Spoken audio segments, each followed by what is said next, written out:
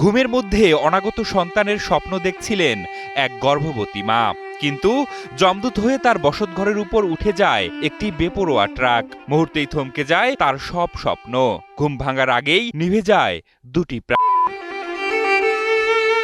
যে ঘরটি ছিল নিরাপদ আশ্রয়, সেটি মুহূর্তেই পরিণত হয় ফাঁদে। ট্রাক ও আটার বস্তার নিচে চাপা পড়ে ঘটনাস্থলেই মারা যান হতভাগা প্রসূতি সেই মা।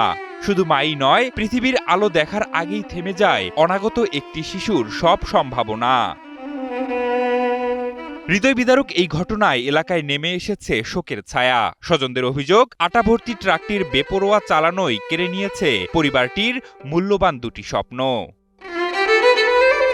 চাঞ্চল্যকর এই ঘটনাটি ঘটেছে গোপালগঞ্জ সদর উপজেলার উলপুর ইউনিয়নের কালেঙ্গায় গোপালগঞ্জ টেকেরহাট আঞ্চলিক মহাসড়ক এলাকায় ৫ আগস্ট ভোর আনুমানিক ৪টার দিকে ঘটে এই দুর্ঘটনা।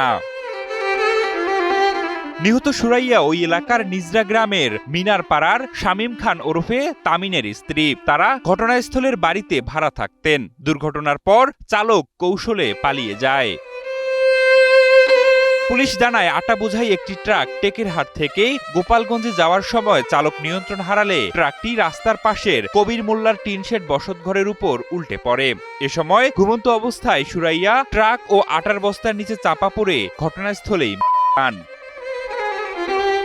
খবর পেয়ে ফায়ার সার্ভিসের সদস্যরা ঘটনাস্থলে পৌঁছে আটার বস্তা সরিয়ে সুরাইয়ার উদ্ধার করেন। পরে দেহ ময়না তদন্তের জন্য গোপালগঞ্জ ২৫০ শয্যা বিশিষ্ট জেনারেল হাসপাতালের মর্গে পাঠানো হয়।